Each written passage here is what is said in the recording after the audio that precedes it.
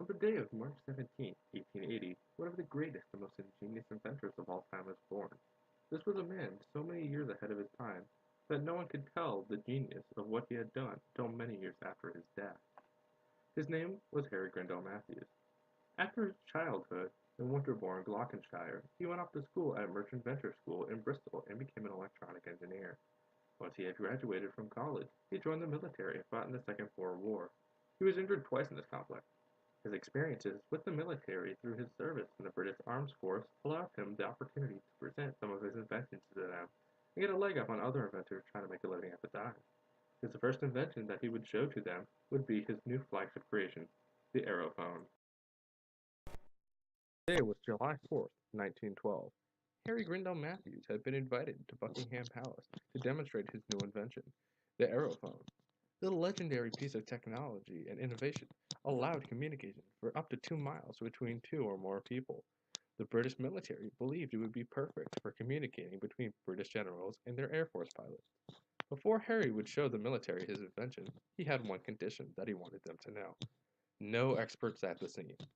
He did not want people to know how it worked so they could just copy his genius and call it their own.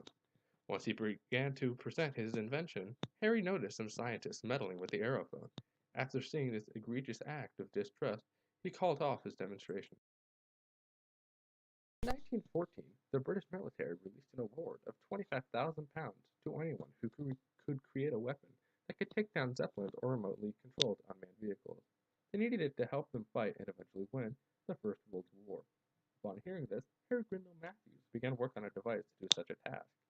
Harry, at this time, had little money and £25,000 would help him tremendously. Therefore, he had to put his disdain for the military on hold to try to get the money that he desperately needed. After he had created the machine, he went to the British military's national office to demonstrate it. His machine was a remote control that used selenium cells to take down zeppelins, remotely controlled vehicles, and other things of the sort.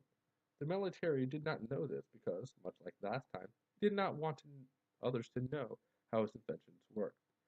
After the demonstration, they accepted his proposal and paid him his £25,000.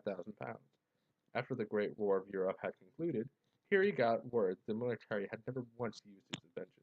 This new piece of information brought back the anger that he had for the British military and his motivation to finish the death ray. Throughout the many years it took Harry to create his death ray, he produced other inventions to keep himself economically afloat. For example, in 1921, he invented the first device that was able to record both sound and audio, and in 1930 he invented a sky projector. This allowed people to post things into the sky. Although he had invented many more things during this time, his eyes were always set on one goal, to finish his magnum opus, the death ray. In 1923, Harry first claimed to the world that he had a working, all-powerful death ray. No one much thought of this until February of 1924, when the military contacted him directly and asked if he could demonstrate his death ray to them. Harry did not take up the military on their offer until April of the same year. His reasons were this: he had the chance to bring the death ray to them and take revenge on them for ruining the Matthews family name. It was perfect. However, he never actually received the chance to show them his death ray. On top of that, in May of 1924, the government banned him from selling his death ray to anyone, fearing what it could do in the wrong hands. This gave Harry the idea of flying to Paris with his death ray and selling it to France. The British law would not apply to him if he was in France, so selling it to them would be the ultimate revenge. Once the British government got word of Harry's plans to sell the death ray, they panicked.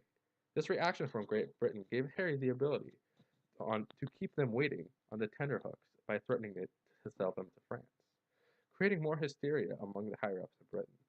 The ability to prolong his revenge consumed Harry's life until his unfortunate death in 1941 from a heart attack. It is said that to this day, if you travel near his house, his soul might blast you with his death ray. Also, apparently, he sold his death ray to the US.